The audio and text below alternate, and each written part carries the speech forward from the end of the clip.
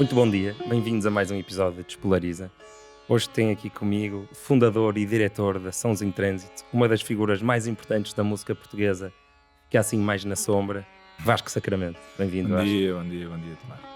O Vasco é agente de uma grande parte dos músicos portugueses mais conhecidos, incluindo, mas não limitado, a Pedro Abrunhosa, Carolina Deslandes, Bárbara Bandeira, António Zambujo, Tiago Betancourt, Orquestra Bamba Social, Tiago Nacarato, Milhanas, Dama. I could go on forever, baby. Já vamos conhecer melhor.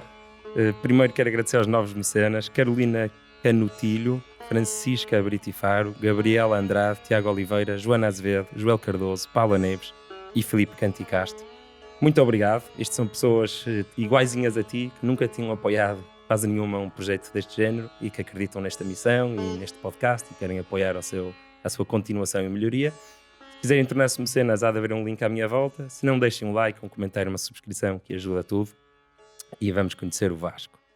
Então, Vasco, tu não vieste de longe, vieste de Aveiro, Não, é uma viagem muito curta. Yeah. Pá, convidados de Lisboa costuma ser mais filme, contigo Sim. tu foste daqueles um bocado mais rápidos de marcar. Foi fácil.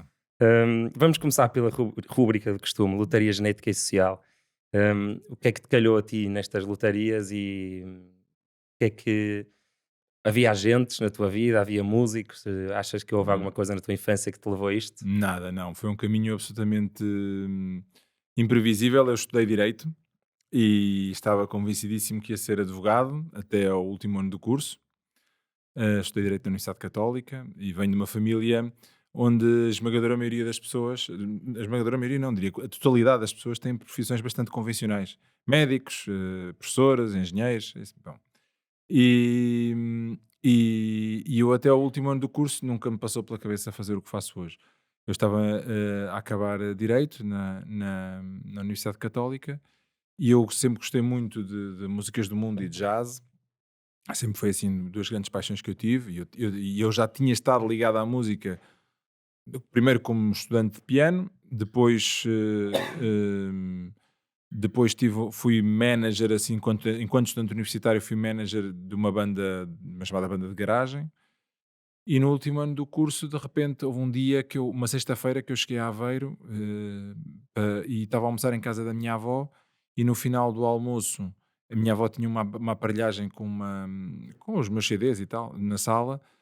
E eu fui ouvir um bocadinho de música no final do almoço e no meio dos CDs encontrei um programa de um concerto do Goran Bregovic, que é um músico servo-croata, que fez a banda sonora de alguns filmes do Emir Kusturica, do Underground, do Tempo de Gigantes, etc. Boa, disseste Kusturica. Exatamente, não, Kusturica, não é? Exato, toda a gente diz que... Eu também, só quando estive lá nos Balcãs é que aprendi que não era Kusturica. É, Kusturica.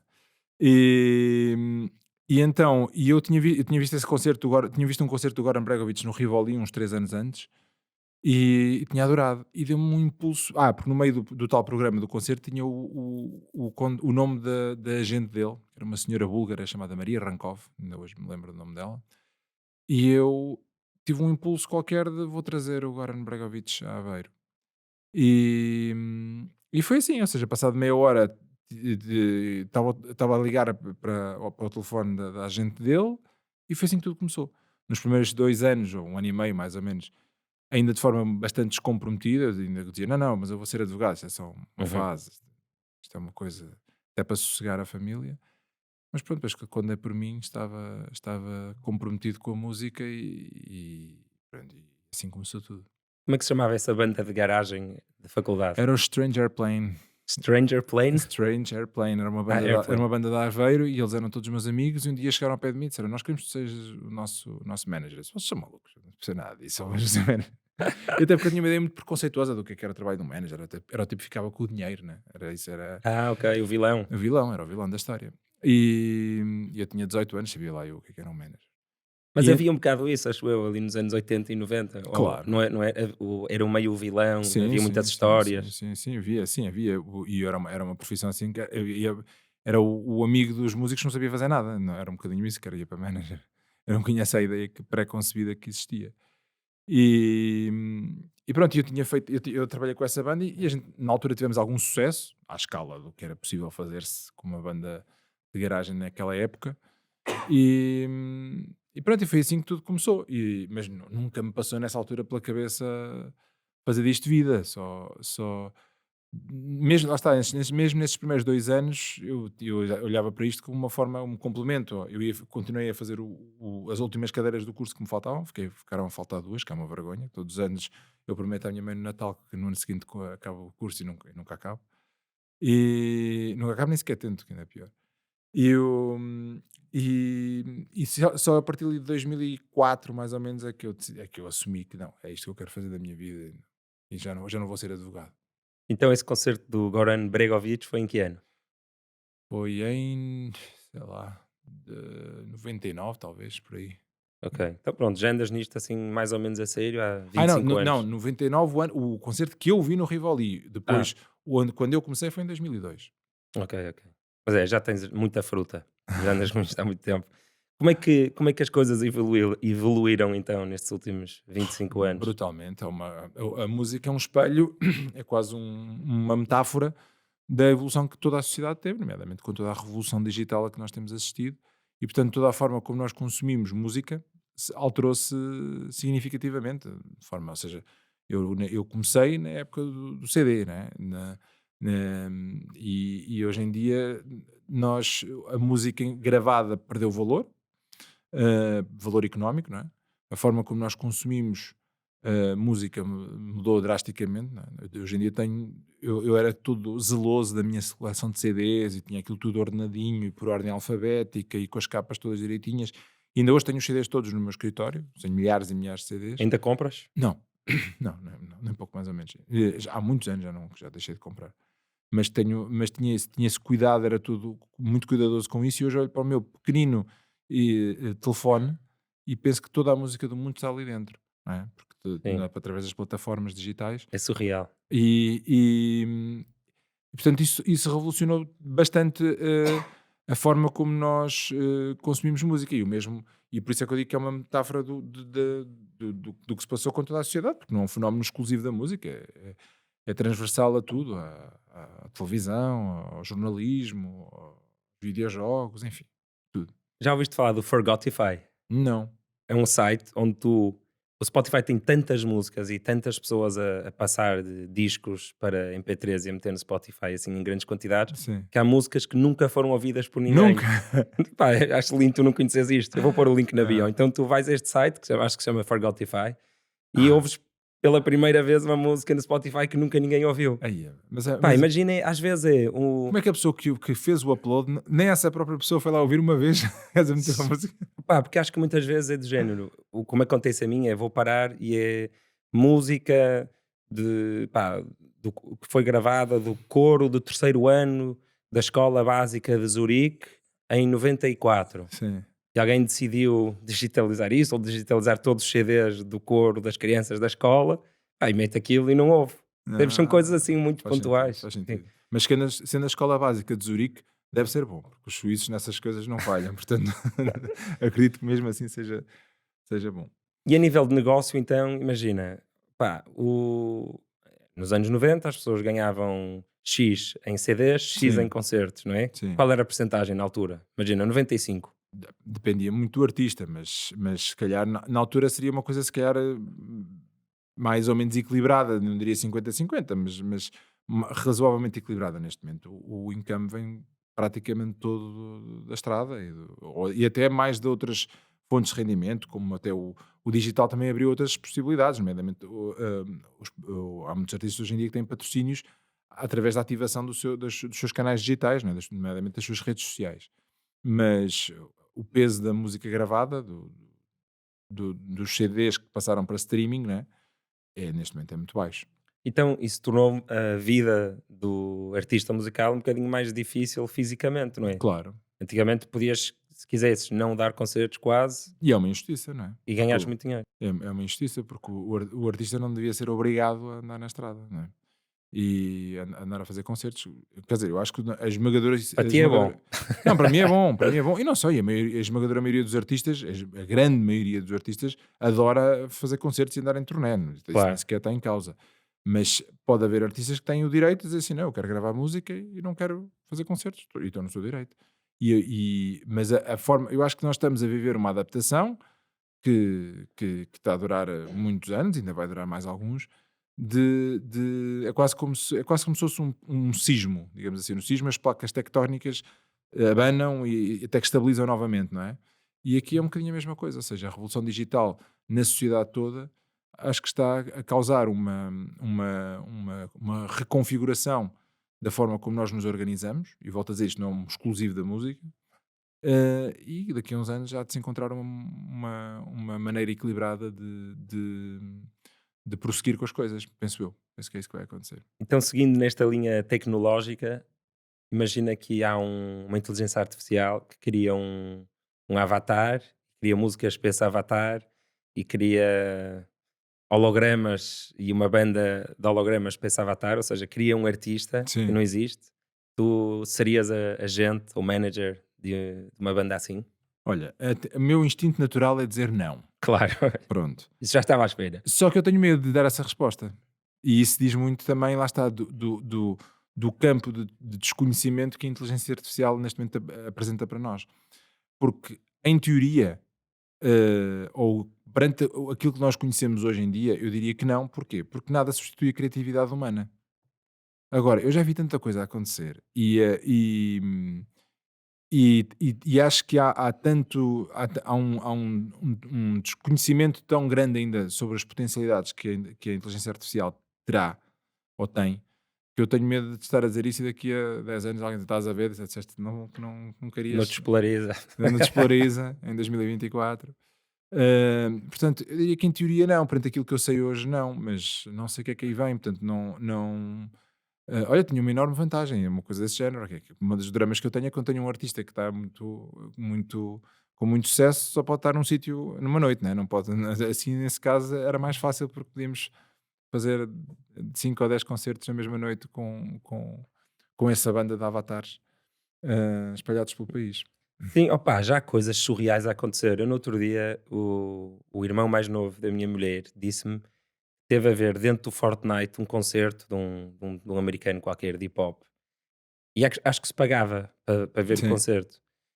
E no fundo, aquilo, ele não era um palco nenhum, era só uma figura gigante dele dentro do jogo. As pessoas lá com o seu avatar do Fortnite podiam dançar e estar numa sala com os seus amigos. E eu pensei exatamente nisso, pensei, fogo, isto é dinheiro infinito, porque tu dás um concerto e não estás limitado pela geografia. Todas as sim, sim, pessoas que sim. gostam da tua banda ou do que tu fazes, São é potenciais. só meterem um Sim. headset, ou neste caso era só no Mas, telemóvel mas a e experiência nunca. Aí, nesse caso, a experiência não é igual. claro que não. Porque, isso já se fala há bastante tempo, mas a experiência não é igual. Porque o facto de tu veres um concerto de um artista, em primeiro lugar, obviamente, está a música, não é? Mas não é só a música. Há um ritual de socialização, há um ritual de partilha com os outros, do sair de casa, do te arranjares para sair de casa, do combinares com os amigos, de jantar fora antes, de beberes um copo enquanto vês o concerto, de conversares, de namorares, de o que quer que seja. E isso não é substituível por uma experiência desse género através do Fortnite ou de outra plataforma qualquer digital, porque não é a mesma coisa. Mas mais uma vez, é um excelente exemplo, é uma pequena alegoria também dos tempos que estamos a viver, não é? De um certo isolamento e um certo individualismo de que as pessoas estão muito fechadas sobre si próprias e isso é tudo aquilo que a música normalmente tenta combater. Agora, a música é um pretexto, é uma ferramenta de socialização, de comungar à volta de um pretexto, que é um concerto de música. Sim, sim.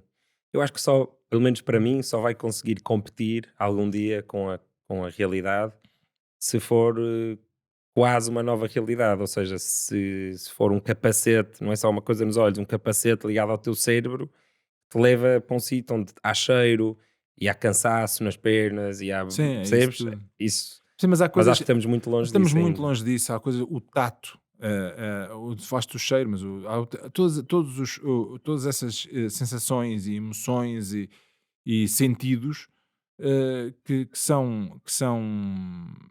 são ainda, pelo menos neste momento, só são apenas perceptíveis através Do cérebro. do cérebro, exatamente. Verdadeiro. Sim, da partilha entre os seres humanos, e isso não me parece que seja ainda alcançável de outra forma.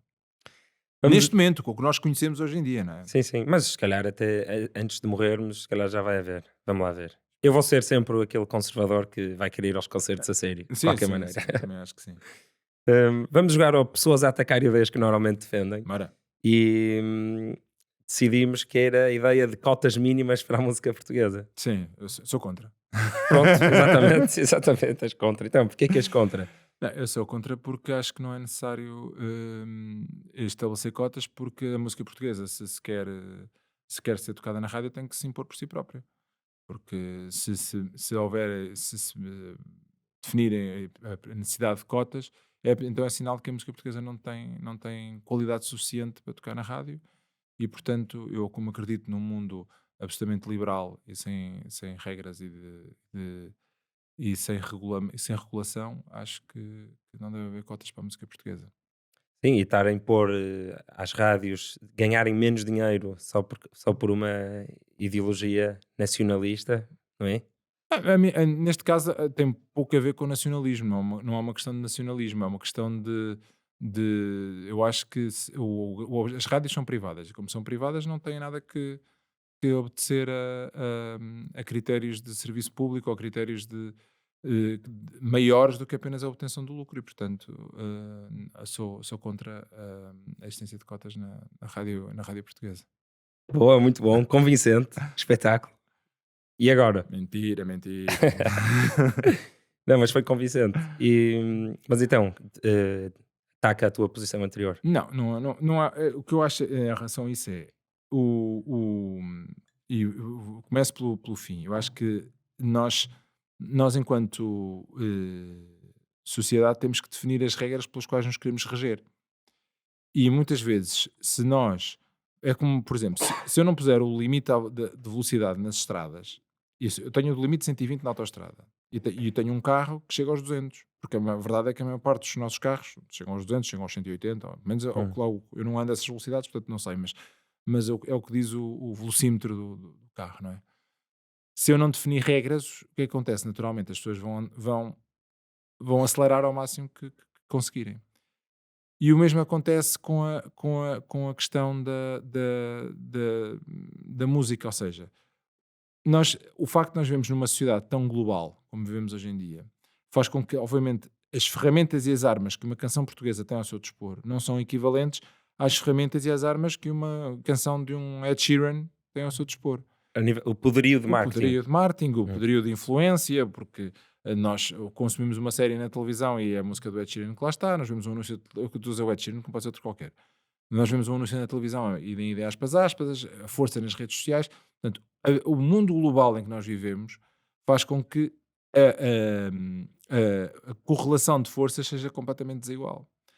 E ainda para mais, num país altamente receptivo à cultura estrangeira, nomeadamente à cultura anglo-saxónica, como é Portugal.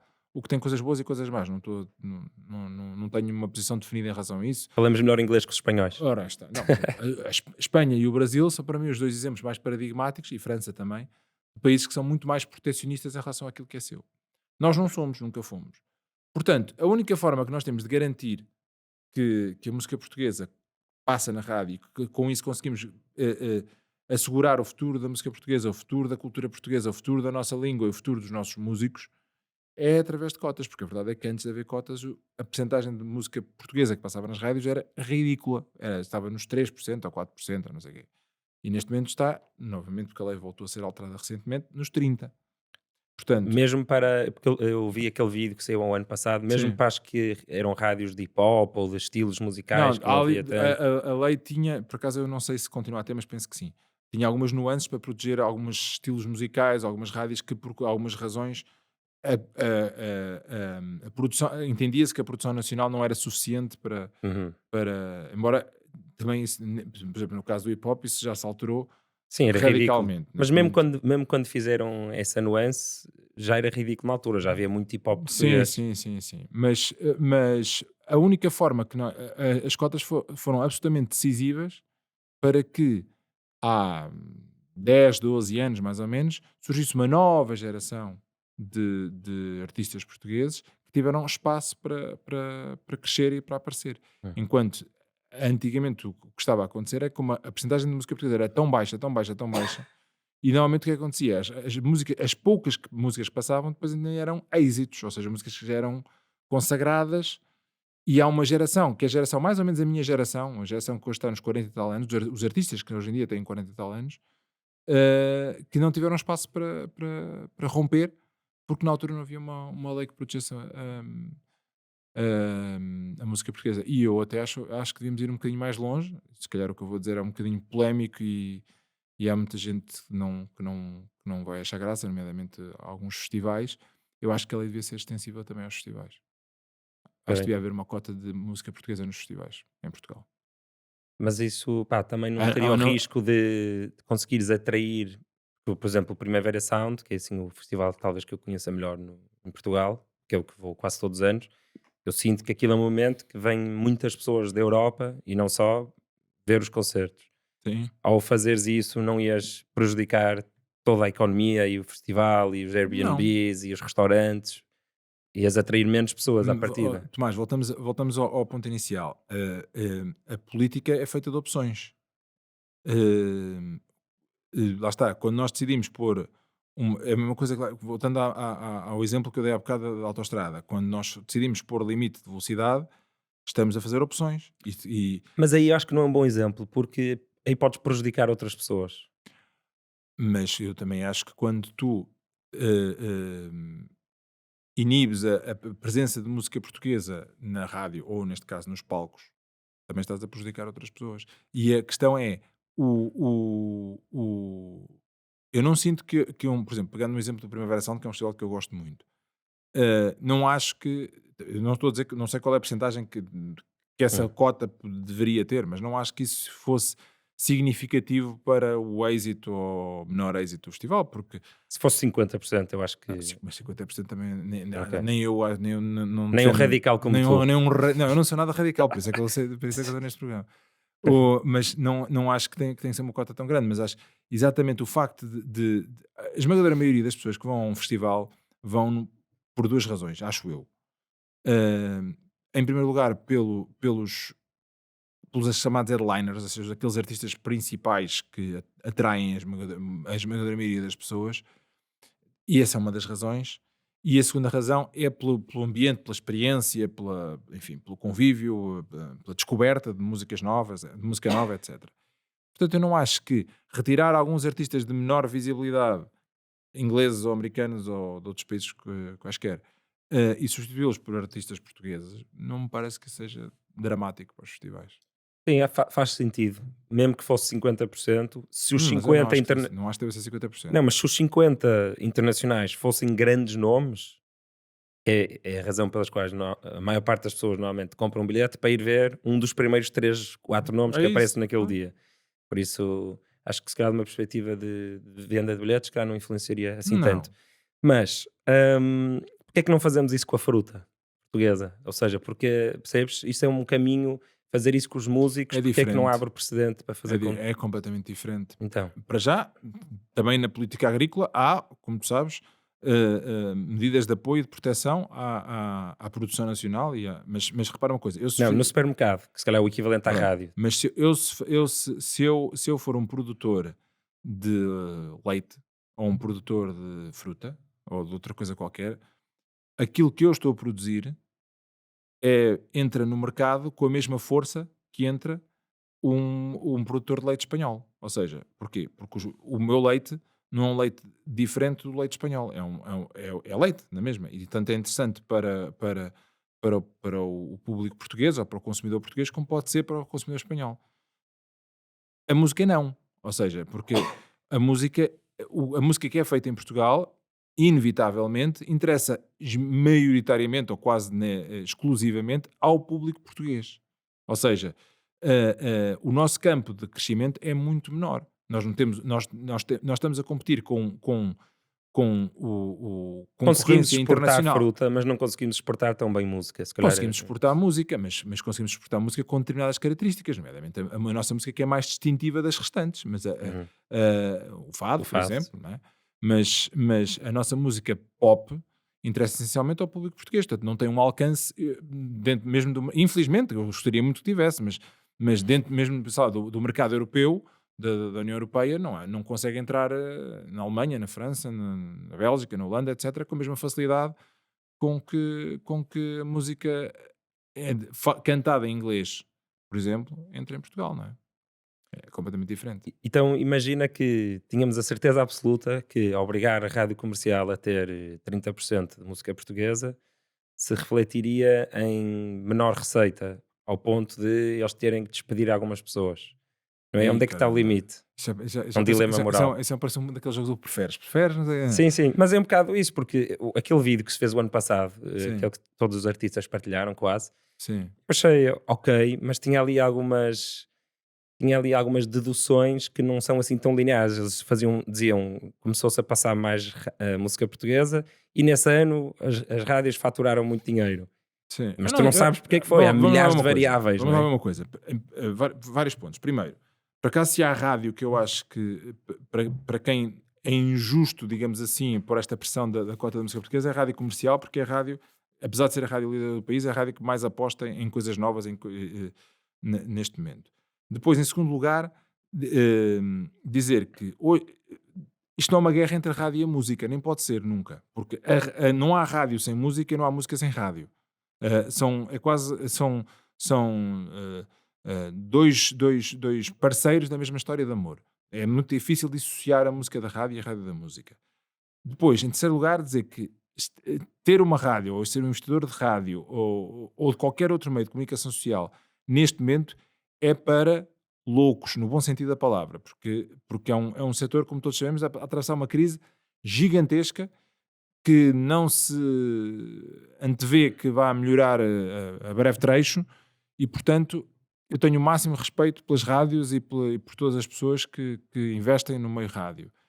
Uh, mas depois, eu tenho que dizer que nós não temos nenhuma evidência que nos leve a acreditar que se tivermos menos música portuguesa, ou melhor, ao contrário, se tivermos mais música portuguesa na rádio, há pessoas com pó desemprego.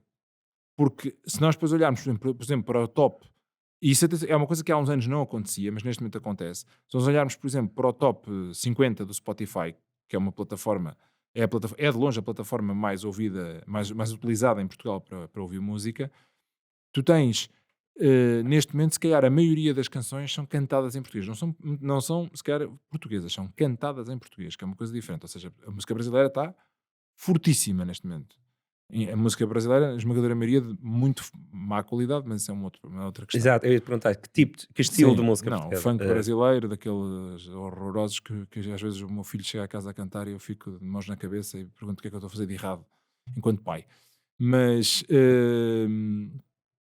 portanto, a música portuguesa neste momento tem uma grande expressão popular, tem uma força. Aliás, o que está a acontecer de forma bastante vincada nos últimos 3 4 anos, é que os artistas portugueses estão a vender bilhetes como nunca venderam. Bastante mais.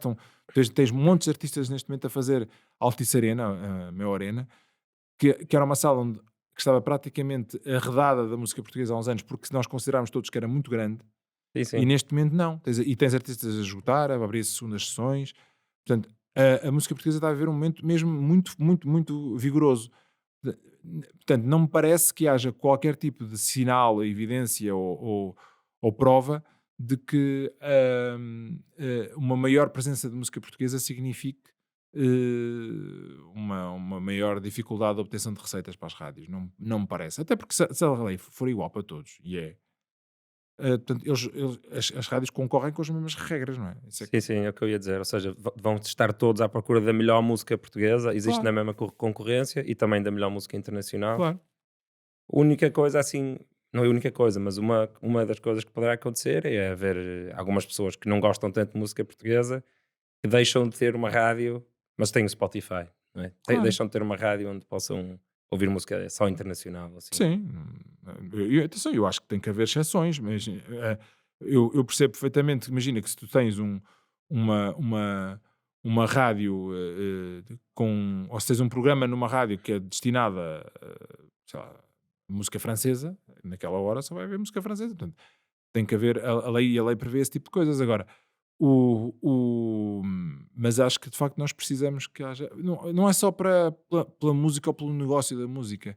É também para. Uma das coisas que me faz. Olha, há bocado falámos nos festivais, e isso é muito interessante. Que é, se tu olhares hoje em dia, se tu vais a um festival qualquer desses festivais maiores em Portugal, tu vais a esse festival e olhas para o cartaz, vais ao festival e depois vais a um outro festival qualquer do mesmo género em, sei lá, em Oslo, ou em Melbourne, ou em Chicago, ou no Rio de Janeiro, e tu vês que os artistas são basicamente os mesmos em todo lado, as pessoas vestem-se da mesma maneira, comem as mesmas coisas, portam-se da mesma maneira, utilizam as mesmas redes sociais, tiram as mesmas fotografias, e esse mimetismo e essa uniformização do gosto e dos hábitos é altamente empobrecedor. E eu acho que a diversidade do mundo vive exatamente do oposto disso. E eu acho que nós temos que tentar contrariar um bocadinho isso, que é uma coisa que é muito trazida pela banda larga, pela internet, É a repara, globalização da estética, quase, não é? totalmente. O Californication do mundo. Completamente. Completamente, é exatamente isso. Se tu reparares, imagina, quando eu era miúdo, o país parava para ver o Rock Santeiro, o 1, 2, 3, o Festival da Canção, e depois o futebol, os jogos da seleção. Pronto. Eram estas coisas que se qualquer pessoa da minha idade tem referências destes programas ou destes pequenos símbolos, o tal canal do Herman, etc. Hoje em dia, ou nas próximas gerações, se calhar, isso é muito interessante quando convives com pessoas mais jovens, como é o meu caso. Muitas vezes as referências já são referências globais. O Sim, Harry sim. Potter, por exemplo. Sei lá, Eu sinto isso a viajar. Imagina, vais para um hostel no Sudeste Asiático e as pessoas estão todas a mandar piadas do The Office. exatamente. Toda a gente tem esse. Não é? É o Completamente. Californication É total. isso. E isso é É pena, por acaso. E isso é pena, exatamente, é pena. Mesmo e eu, repara, por exemplo, uma coisa que eu gosto muito, sushi. O sushi era uma comida tradicional japonesa. Neste momento já não é. Ainda há restaurantes que me mantêm, Pronto, tentam manter. mas neste momento não é. Neste momento é uma comida universal. A pizza, a mesma coisa, não é? E essa uniformização do gosto e dos padrões de consumo e culturais acho que só nos empobrece-nos bastante. O que não quer dizer que nós devemos ser fechados perante aquela que é a nossa cultura ou as nossas raízes, não, pelo contrário. É muito, eu adoro viajar, eu comecei por dizer, eu sou um apaixonado pelas músicas do mundo, portanto eu adoro ver o que é que se passa no resto do mundo, ver o que é que se faz. Agora, eu acho que o que é interessante é exatamente isso, eu ir buscar um bocadinho aqui, um bocadinho ali e fazer a minha própria sopa, com os meus ingredientes. Mas não é isso que está a acontecer. O que está a acontecer é que nós todos consumimos as mesmas séries na Netflix, ouvimos todas as mesmas músicas, vestimos todos com as mesmas roupas das mesmas marcas e temos todas vidas absolutamente genéricas e semelhantes. E mesmo dentro de Portugal, eu às vezes sinto uma tristeza muito específica, que é quando estou no Douro e vejo assim pessoas de uma geração mais velha que se vestem de uma forma. Ainda não são da geração shopping, ainda são da geração do Douro antes de haver o shopping e antes Sim. de haver a Zara e a Primark e por aí fora. E olho para esses senhores e tenho a certeza que é quando aquele senhor morrer e as pessoas daquela geração, aquele estilo é muito parecido com o estilo da roupa do Douro do século XVIII ainda, morreu. E as pessoas, não é culpa delas, não é? Mas as pessoas da minha idade do Douro vestem-se parecido comigo e parecido com as pessoas da idade dele, da China e do Brasil.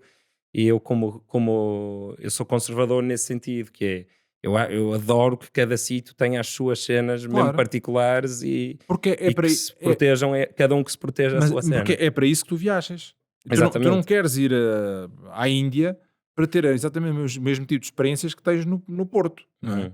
E é isso que está a acontecer também com as nossas cidades. Isso por exemplo, ainda agora quando foi aquela situação do stop, Uhum. eu na altura escrevi um texto nas redes sociais que me lembrei de um exemplo que eu conheço bem, que é eu fiz 2 Interrails e viajei muito pela Europa, e há uma cidade que eu conheço bastante bem, que é Copenhaga, onde já fui várias vezes, e em Copenhaga há um bairro, que é o Cristiania, Ah, sim, altamente. que eram antigas instalações militares que foram ocupadas nos anos 60 por uma comunidade hippie e que durante vários anos foi uma coisa clandestina e que depois, inteligentemente,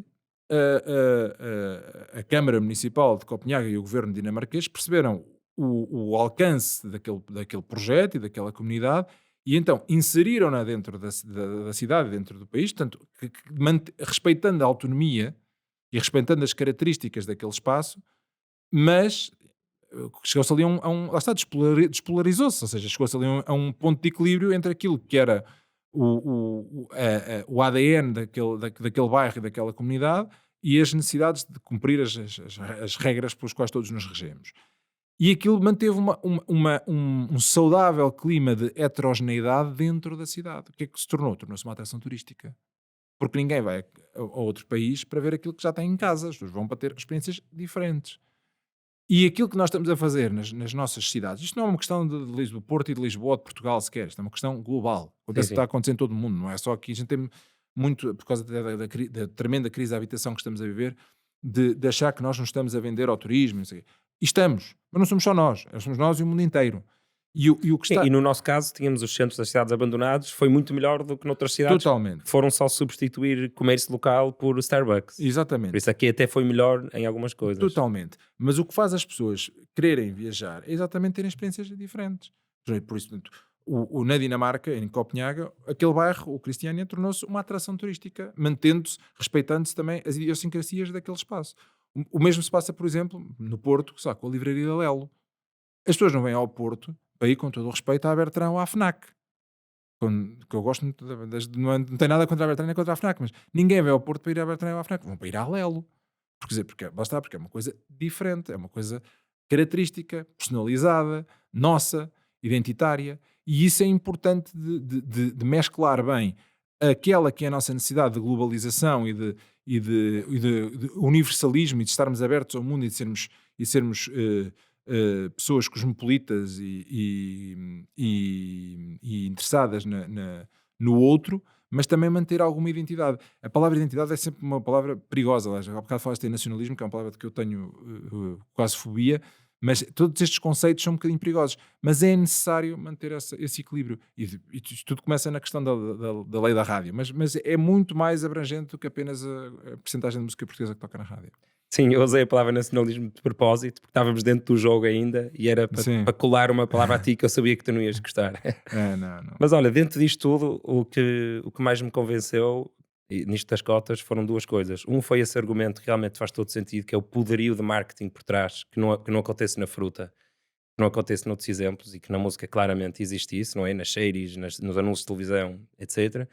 E este argumento mais de protecionismo cultural, que não tem que ser uma coisa fechada para o mundo. É uma atitude muito mais de pá, nós temos isto altamente, siga a proteger e siga também ver o que é que há no resto do mundo, não é? Não vamos estar fechados, mas também não queremos que o mundo seja todo igual. Claro. É. Por exemplo, eu sou de Aveiro, não é? Como tu disseste. Aveiro tem várias coisas pelas quais é conhecida. Pela Ria, tem aquele chavão da Veneza Portuguesa, que é uma coisa que nós aveirenses detestamos, mas tem a Ria, os canais urbanos da Ria, e depois tem os ovos moles, entre outras coisas, mas os ovos moles são uma grande marca da Aveiro, não é? Há uns anos houve uma banalização do ovo mole, que já era fabricado de todas as maneiras e feitios sem respeitar a receita e as características, e foi preciso regulamentar o fabrico dos ovos moles. O que é considerado um ovo mole? Quando é que se pode utilizar a designação ovos moles de Aveiro? Tipo vinho E, do Porto. exatamente, é exatamente isso. E acho que isso é fundamental. E aparecem, por causa do turismo, aparecem muitas coisas a fingirem-se de tradicionais portuguesas que não são, como aquele Pastel de bacalhau com queijo. Pronto, Viste isso? Eu não, nunca não, tinha, eu nunca não tinha visto na minha vida e de repente comecei a ver em todo o lado. E eu acho que os turistas vêm cá e comem isso e acham que estão a comer estão a uma comer uma coisa coisa que mesmo é tradicional. tradicional. E nós Pois, também já nos deve ter acontecido a pois é viajar, isso, não é? com certeza que aconteceu, com certeza que aconteceu isso. Mas enfim, mas esse eu acho que é um dos desafios dos próximos anos. Qual é que é a relação entre um manager e as editoras, ou seja, a Sony e a Universal? Porque eu fico um bocado com a sensação que eles não fazem quase nada. Não, isso também não é. Não, é assim, o, o- aí também houve uma grande revolução. Ou seja, imagina, há 20 ou 30 anos, o ato de gravar um disco era uma empreitada muito grande para um artista, porque os estúdios eram caríssimos, os meios de gravação eram raros e eram difíceis de obter. E todo o mecanismo depois também de edição e de distribuição de música eram também bastante complexos, ou seja, tu tinhas que ter a distribuição era física, não é? Portanto, tinhas que fazer os discos chegarem às lojas do país inteiro e isso envolvia uma mecânica e uma logística complicada. Isso tudo se alterou, porque hoje em dia qualquer pessoa consegue ter um estúdio de forma razoavelmente acessível, claro, uns melhores, outros piores, uns mais completos, outros menos completos, mas a própria experiência de gravação alterou-se e depois a experiência de edição e de comercialização e distribuição também. Porque hoje em dia basta fazeres um acordo online, às vezes é um formulário que preenches numa das distribuidoras digitais mais conhecidas, é quase um formulário online que tu preenches, carregas a canção que queres lançar e aquilo automaticamente distribui-te pelas plataformas digitais. Mas essas empresas, dá-me exemplos. É a Sony e a Não, não, Universal? não, estou a Ah, falar de são distribuidoras mais pequeninas, distribuidoras. sim, não. Ok. Portanto, o próprio papel das grandes editoras mudou, porque deixaram de ser absolutamente indispensáveis para os artistas e tiveram que se adaptar à nova realidade. Hum, a relação entre o manager e a editora é uma dança, é um bocadinho, obviamente porque nem sempre os interesses do artista e da editora são conciliáveis. Essa negociação tem que ser feita muitas vezes através do manager. Agora, o que está a acontecer, e no meu caso, por exemplo, acontece bastante, é quase como se, enquanto antigamente o artista precisava ter um manager ou um agente e uma editora, neste momento é quase como se apenas uma entidade fizesse isso. Ou seja, eu tornei-me também uma editora, ou seja, a Associação Pois. em Trânsito neste momento também é uma editora, edita discos, músicas, o que for, singles, e as editoras começaram também a ser agências e têm também os seus próprios Ok. artistas. Porque se não tivessem feito isso, iam perder bastante relevância, não é? Sim, por Já exemplo, não vou dar o são. exemplo da Universal. Eu e a Universal tínhamos quase uma parceria estratégica. A maior parte dos meus artistas eram editados pela Universal e nós trabalhávamos bastante em conjunto. E hoje em dia, apesar de continuarmos a ser muito, muito amigos e muito parceiros, também somos concorrentes, porque eles têm os artistas deles, que são agentes desses artistas, e eu lanço os meus discos. E eles marcam concertos, são bookers também deles, Exatamente, fazem tudo o que exatamente, tu fazes. exatamente. Ok, então realmente eles tiveram que se reinventar. Eles tiveram que se reinventar. Completamente, porque lá está, o mercado de venda de discos eh, colapsou, não é? E antigamente, ou seja, quando era tudo discos, quem metia a tua música na rádio não era o manager, era a editora. Ou Sim, era. era editora, mas o manager também acompanhava as editoras E nessa, também nessa fazia negociação com as telefonemas. rádios. Sim, sim, Pois. sim, sim, sim. Mas hoje em dia é mais o manager que faz isso, ou não? Sim, mas são os dois ainda. É quem conseguir o contacto, Sim, não é? não, o contacto aquilo. O que acontece, por exemplo, é que imagina, por exemplo, eu tenho reuniões periódicas com as principais rádios. E as rádios, nós vamos lá apresentar as canções, depois eles levam as canções eles têm reuniões de lista, portanto, eles decidem as playlists e pronto, e depois aí tomam as suas decisões sozinhos. Nós fazemos o trabalho de apresentação e de divulgação. Tu agora és diretor do Capitólio ou Não, qual já não é? sou, já Já não não? sou, já não sou. Deixei de ser em outubro do ano passado. Mas foste durante quanto tempo? 6 anos. E tu gerias o espaço? Sim, Arrendaste? nós ganhámos a concessão portanto, a Câmara de Lisboa, é a GEAC, que é a empresa ligada à Câmara de Lisboa que faz a gestão dos espaços culturais, fez uma concessão do Capitólio, ou abriu um concurso público para fazer a concessão do Capitólio, nós ganhámos esse concurso, e durante 6 anos gerimos a sala. No final em outubro do ano passado, o nosso contrato terminou e a Câmara decidiu readquirir a posse do edifício, portanto nem sequer houve um novo concurso, não há um novo concessionário, voltou para a esfera da gestão municipal. Como é que foi a experiência de estar do lado do espaço Foi físico? muito boa e eu tenho muita pena e muitas saudades da capital. É, Sim, eu faço aqui um apelo, se alguém tiver uma sala de espetáculos que queira concessionar, eu estou interessado. ok. Foi ótima, foi uma experiência que eu gostei muito. Foi uma experiência que eu gostei muito porque é completamente diferente e permitiu-me intervir no espaço público, permitiu-me trabalhar numa zona absolutamente histórica da produção de espetáculos em Portugal, que é o Parque Mayer, em Lisboa, não é? Ali, aquilo é quase a pré-história da produção de espetáculos em Portugal. Foi ali que começou a própria indústria cultural em Portugal e estar ali a contribuir para um bocadinho para o ressurgimento daquele espaço foi mágico, porque depois, para além da sala, que era uma sala que tinha imenso potencial, tem imenso potencial e que permitia utilizações bastante diversificadas, e isso era ótimo.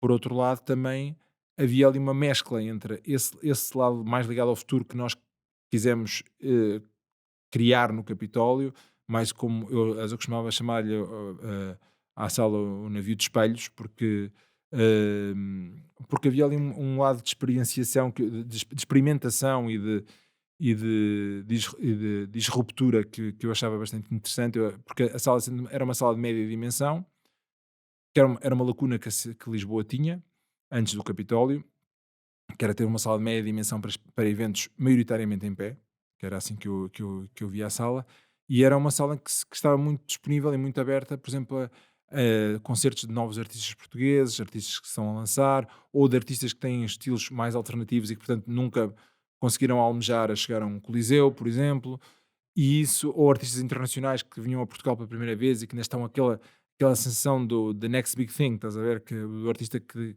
aparece ali, mas que daqui a 2 ou 3 anos já está a fazer salas muito maiores e isso era muito interessante. Mas depois aquilo mesclava-se muito bem com o lado mais tradicional do Parque Mayer, que era muito interessante, porque em frente ao Capitólio está o Maria Vitória, que é o único teatro que ainda está em funcionamento com a revista portuguesa, que nunca fechou, e onde se faz revista à portuguesa de forma bastante tradicional.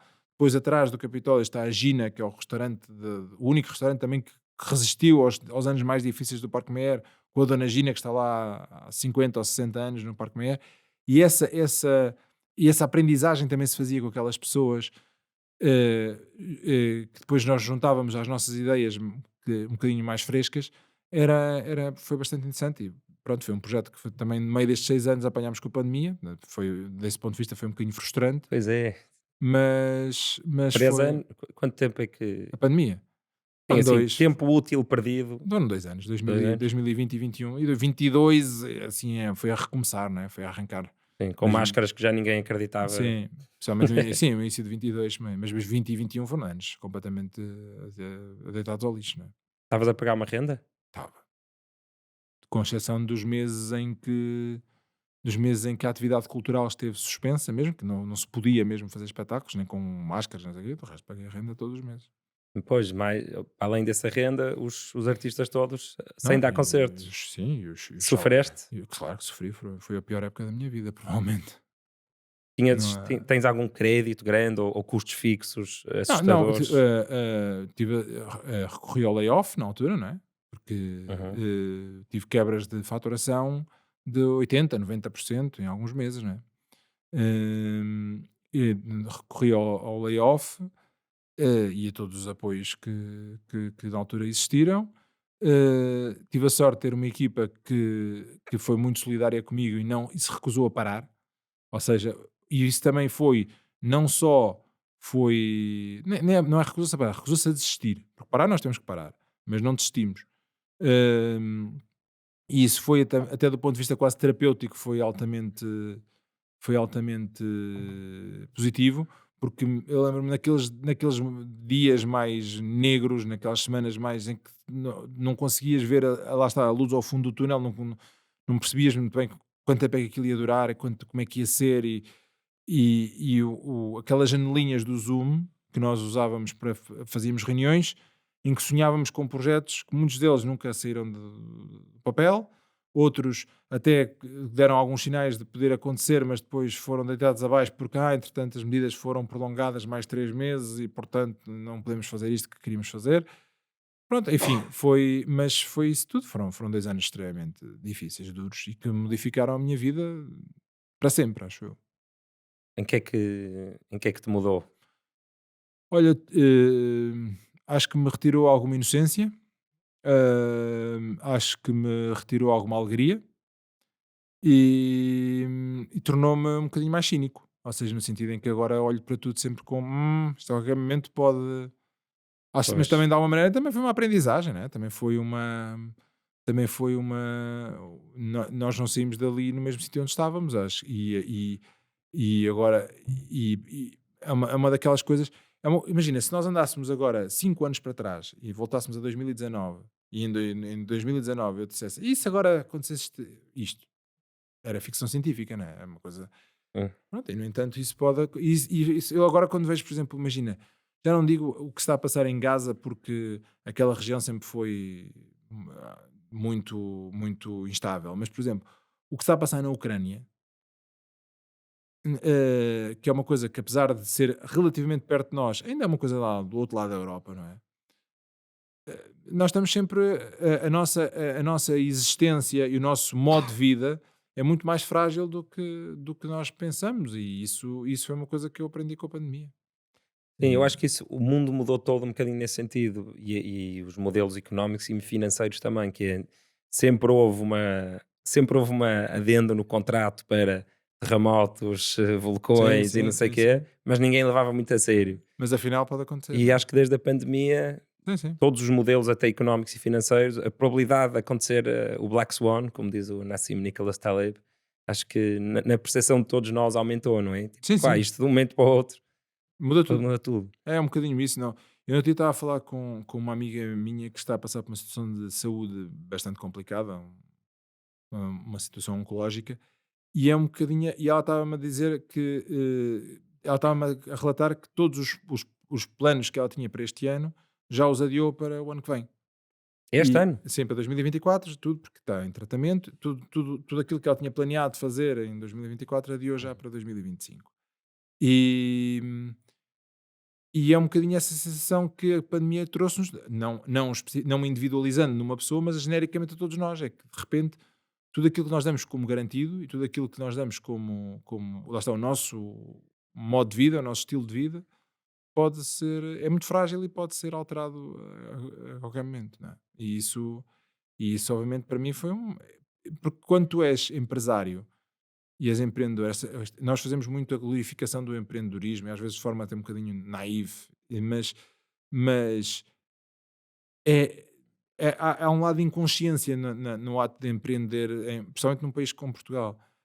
Porque tu pões a cabeça no cepo bastante, muito mais até do que sequer pensas. E se tu tiveres uma conversa durante uma hora com o teu advogado ou com o teu contabilista, no final chegas assim: que é que raio que eu estou a fazer isto à minha vida? Estás a perceber? Porque basta qualquer coisa correr mal e tu é que te tramas, que é para não dizer uma palavra pior. E, e a pandemia pôs isso a descoberta, não é? De forma bastante vincada. Sim, sim. É isso, estamos todos um bocadinho mais. A nossa percepção de probabilidade de um evento raro aumentou. Sim, Acho que é a sim. melhor a maneira de resumir. É. Achas que algum dia nós podemos ter uma espécie de Rosalia do fado? Mudando aqui completamente de assunto. Ui, isso é uma questão que muito em voga e acho que todos. Eu sou um apaixonado pelo fado e devo muito ao fado. Gostas Eh, de Rosalia? Adoro a Rosalia. Adoro, adoro, adoro, adoro. Ok, então Adoro. pronto, percebeste a minha pergunta. Totalmente, adoro a Rosalía desde o primeiro disco e adoro tudo que ela faz. Acho que Fado é mais triste, por isso se calhar é mais difícil transpor para uma a festa. grande questão que se põe, eu acho que possível é sempre. Isso já aconteceu no caso do flamenco com a Rosalía, aconteceu, se bem que a Rosalía fez isso principalmente no segundo disco, no El Mal Querer, mas entanto já abandonou um bocadinho, porque ela neste momento já está a fazer reggaeton Sim, sim, sim. e aquilo já de flamenco já não tem quase nada. Já soa mais a América do Sul. Sim, completamente. Aliás, ela própria, o estilo de vida dela, está, foi ver para a Flórida, para Miami, acho eu, e pronto, ela já abandonou um bocadinho o Flamengo. Eu entendo a decisão dela, mas às vezes tenho um bocadinho de pena. Mas pronto. Mas o que ela fez com o flamenco, os Gotham Project, por exemplo, já tinham feito com o tango também, e o fado também é passível de ter esse tipo de abordagem, e era muito bom que isso acontecesse, que alguém conseguisse ter um sucesso global ancorado no fado, mesclando ou misturando com outros estilos musicais, nomeadamente com ritmos mais atuais e mais contemporâneos e mais urbanos. Isso acho que é perfeitamente possível. Há algumas coisas que tornam mais difícil de acontecer com o fado do que no caso, por exemplo, da Rosalía com o flamenco. Primeira questão, nós temos grande dificuldade de exportação da nossa música, mesmo para os países de língua portuguesa. Enquanto os espanhóis, por exemplo, conseguem muito facilmente a chegar à América Latina toda e penetrar muito facilmente no México, na Colômbia, na Argentina, no Chile, por aí fora, e até numa parte substancial dos Estados Unidos, porque nós esquecemos que neste momento cerca de 30% da população americana é hispânica. Isso é uma vantagem gigante. Pronto, acho que qualquer pessoa que já tenha ido aos Estados Unidos, nomeadamente aos estados mais a sul, vê que qualquer repartição pública, qualquer sinal na rua, etc., já está escrito em inglês e em espanhol, em castelhano. E, portanto, a penetração da música hispânica no mercado americano é gigante neste momento. E isso ajuda imenso. Além da América Latina, porque estamos a falar de países extremamente populosos, como o México, a Colômbia, a Argentina, o Chile, etc., por aí fora, o Paraguai, o Uruguai, enfim, são imensos. São países com muita população, com uma população muito jovem, e, portanto, é muito mais fácil para os espanhóis conseguirem isso do que para nós, porque nós não conseguimos entrar no Brasil. Já toda a gente tentou, de todas as maneiras e feitios, e até agora ninguém conseguiu. Porque há uma grande diferença, que é a percepção da língua é diferente. Ou seja, qualquer pessoa que também conheça bem o Brasil sabe que se não começar a falar com gerúndios e a cantar um pouco mais o seu sotaque, vai ter dificuldade de ser entendido no Brasil. É o problema do Despolariza. Eu Exatamente. gostava que o Brasil, não é, quisesse ouvir o Despolariza, mas é difícil. Tem alguns fãs, mas são pessoas que já viveram cá. É Pronto. muito difícil, não percebem nada. Vocês não entendem nada do que nós estamos dizendo. Pronto. É um bocadinho essa a questão. E depois, mais ou menos, voltamos à questão do protecionismo. Os brasileiros são altamente protecionistas da sua música. E têm muita música muito boa, também têm muita música muito má, mas têm muita música boa no Brasil e, portanto, é muito difícil para nós entrar lá. E, portanto, logo aí há uma grande desvantagem competitiva. Que nós trabalhamos para um mercado que é muito ínfimo face ao que os espanhóis trabalham, por exemplo. Quem diz os espanhóis, lá está, diz os mexicanos, os argentinos, por aí fora. Desculpa só interromper-te. Imagina, eu vi que o Salvador Sobral já deu lá uns concertos, o Tiago Nacarato também há pouco Sim. tempo. Ou seja, existem lá Não, fãs claro que deles, existem, mas é uma coisa muito, muito pequenina. Não, o Tiago Nacarato deve ser provavelmente o artista português com uma comunidade de fãs maior no Brasil. Porque canta em português do Brasil, não é? Provavelmente sim, porque também tem origens brasileiras, na família, ou seja, aquilo para ele, ele não é entendido provavelmente no Brasil como um artista português, ele é entendido quase como um artista brasileiro. Ah, eu não sabia isso. E é um bocadinho, porque ele lá está, canta, como tu disseste, canta com sotaque brasileiro, canta muita canção, a música dele, a própria música dele, as canções dele têm bastante influência brasileira. Sim, E ele já é meio brasileiro. E ele é tem isso. sangue brasileiro, né? Isso tudo influencia, mas há outros artistas portugueses que conseguem ter algum sucesso no Brasil. O António Zambujo, a Carminho, o Salvador Sobral, enfim, o Pedro Abrunhosa, há vários. Mas as pessoas na rua normais não os conhecem, não é? É uma coisa um bocado de nicho. É uma coisa de nicho e de elite. Pois, é de elite, muito, ok. muito Rio-São Paulo e das elites brasileiras, mas nós até hoje não tivemos, com exceção do Roberto Leal, que é uma história aí da Amália, não é? E ainda há uma terceira, que ainda é maior de todos, que provavelmente que é a Carmen Miranda. Mas lá está, a Carmen Miranda e o Roberto Leal foram viver para lá, é completamente diferente, não é? Portanto, tornaram-se artistas portugueses, mas a viver no Brasil. Cresceram lá. Isso. Cresceram lá, exatamente. Cresceram lá enquanto artistas. A Marisa foi um fenómeno muito mais pequeno do que a Amália, quando esteve no seu... Não. Não, para não. Eu acho que não. Eu acho que a Amália, o que a Amália fez é absolutamente incrível. Porque a Amália fez uma carreira internacional gigante numa altura que não era sem as ferramentas que nós temos hoje ao nosso dispor. Não é? Não havia internet, não se viajava com a facilidade com que hoje se viaja. Ela vivia num país que era uma ditadura, altamente fechado sobre si próprio, e a Amália foi absolutamente pioneira e atingiu coisas incríveis, de destaque mundial, etc. Mas, em termos de dimensão, de de internacionalização, do número de países onde já atuou, etc. Lá está, porque as coisas hoje em dia também são mais fáceis. Quer a Marisa, quer a Ana Moura, quer a Carminho, quer o António Zambujo, pelo menos estes 4, não quero estar assim injusto para alguém que me esteja a esquecer, mas se tiver, e os Madre Deus também, quando estavam no auge, e até os de Olinda, atingiram também patamares muito, muito grandes. A Marisa e a Ana Moura, provavelmente mais que os outros todos, atingiram patamares muito, muito, muito elevados. Por exemplo, eu trabalhei 12 anos com a Ana Moura. A Ana Moura fazia todos os anos uma sala em Bucareste que se chamava Sala Palata Lui, que é uma espécie de coliseu de Bucareste. Fazia a Ana Moura e a Marisa. Todos os anos faziam aquela sala. E uma fazia, imagina, em março e a outra em outubro, vamos imaginar. E todos os anos as duas esgotavam aquela sala. Havia 4.000 pessoas na Roménia, em Bucareste, que saíam de casa todos os anos para ir ver a Marisa e a Ana Moura. Sempre mais ou menos com 6 meses de intervalo entre elas, mais ou menos. E não há 4.000 que cá fossem ver música tradicional da Roménia. Por isso, Exatamente. fado é fixe, Nem meu. 4.000, nem 400, se calhar, percebes? E portanto, a força que o fado tem lá fora é.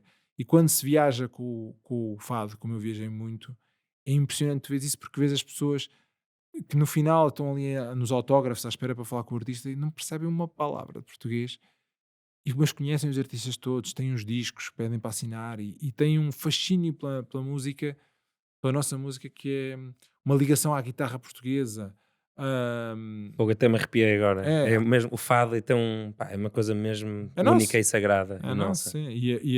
A palavra em português que lá está, que eles não entendem, mas que percebem, que sentem ali qualquer coisa, eles não percebem o que é que está a ser dito, mas sentem emoção, sentem que é uma coisa muito nossa, não é? E isso é. E depois há outra coisa que eu acho que a mim sempre me enterneceu muito no fado, que é quando tu vais com um artista português lá para fora, tu tens dois tipos de públicos. Tens o público local, não é? Aquele que é francês, inglês, alemão, o que for, não interessa, americano, e tens o público português. E durante muito tempo os artistas portugueses tinham um bocadinho de preconceito nisso, e diziam, não, eu fui tocar a Paris, mas não havia franceses, não havia portugueses na sala. Quase como se os portugueses valessem menos que os outros, estás a perceber? Isso é típico português. É, completamente. É o que eu chamo homoculturofobia. É mesmo, completamente, uma coisa completamente paroquial. E E não, obviamente que há muitos nativos daquele país e há muitos portugueses. Depende do país, obviamente, se for um país onde há mais imigração ou menos imigração, etc.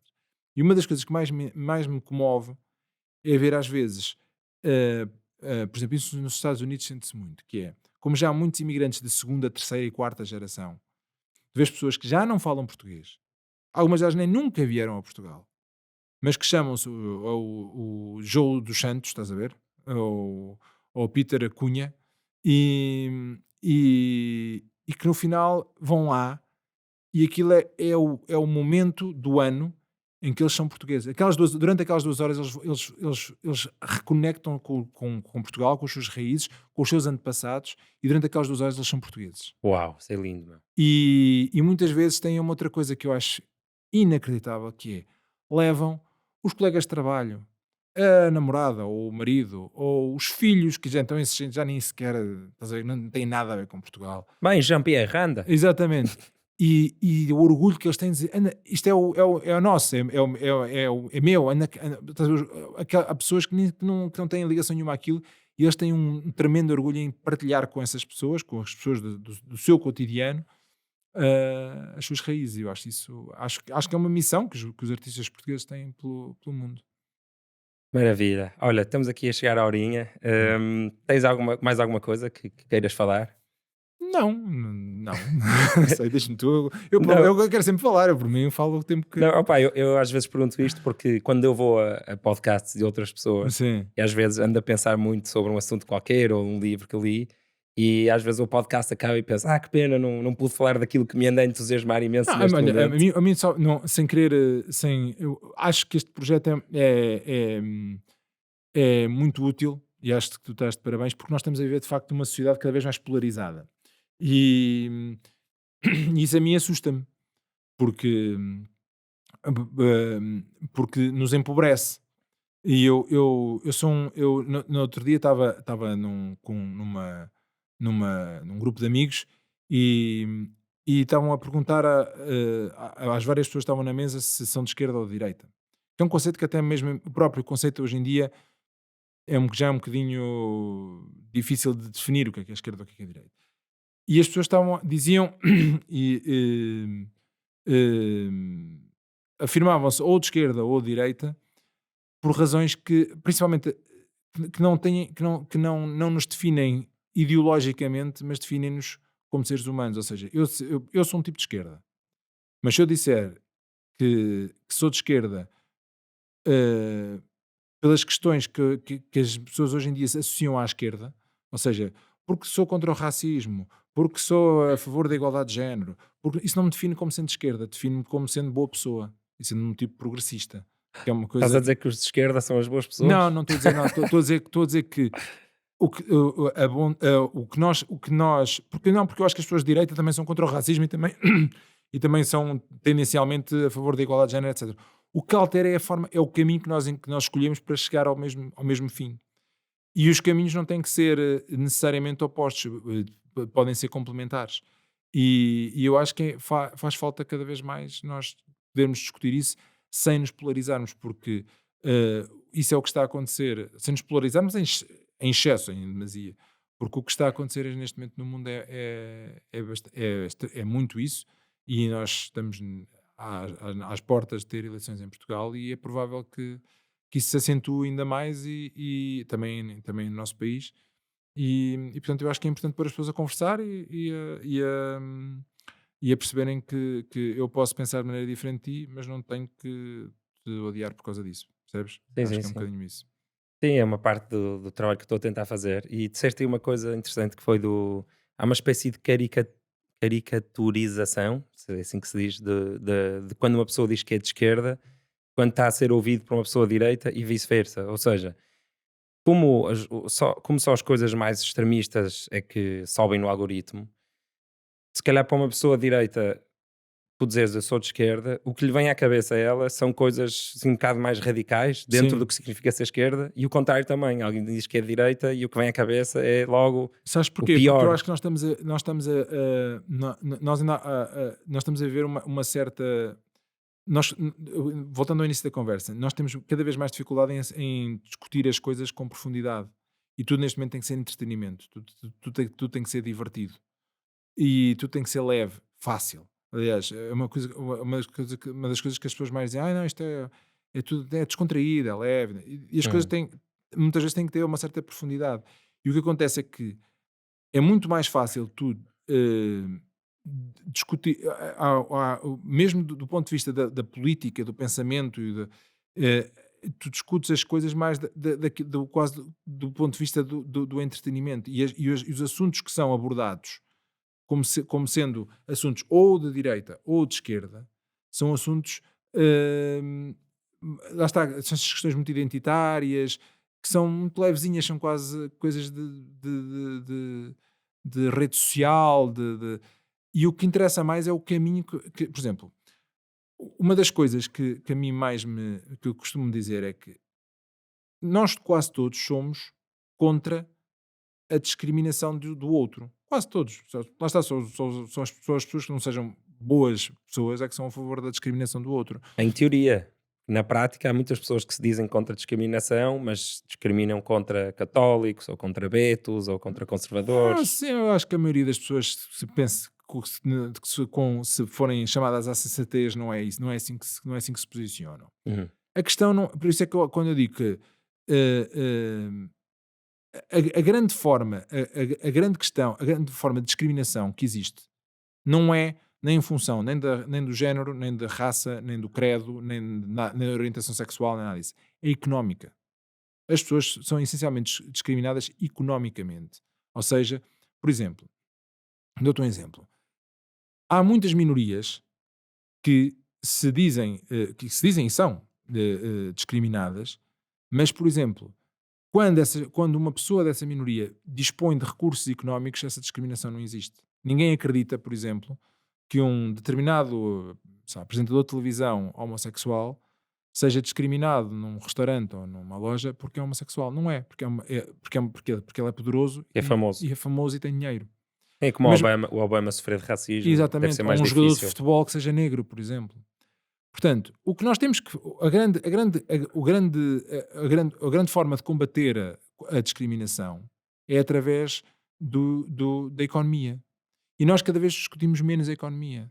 Nós temos que discutir muito mais são as questões que realmente mexem com. É como dizem os americanos nas eleições, não é? It's the economics, stupid, não é? Aquilo que eles, quando eles fazem as eleições, acho que normalmente quando a economia está bem, o presidente que está em funções é reeleito e quando não está, não é. E nós temos cada vez mais que discutir não é o fim, mas é o caminho que queremos tomar para chegar a esse fim, nomeadamente as questões da legislação laboral, da justa remuneração das pessoas, todas as questões que realmente impactam com a vida das pessoas, Mas a igualdade de oportunidade a igualdade de é uma oportunidades, coisa que claro. entra na vertente económica também, não é? Totalmente, totalmente. Mesmo que seja identitário, às vezes, Sim, é sim. económico, A claro. escola pública, a saúde pública, essas é que são as questões que realmente mexem com a vida Hum. das pessoas, porque se nós todos tivermos uma vida digna, é muito mais difícil que haja minorias discriminadas ou ostracizadas.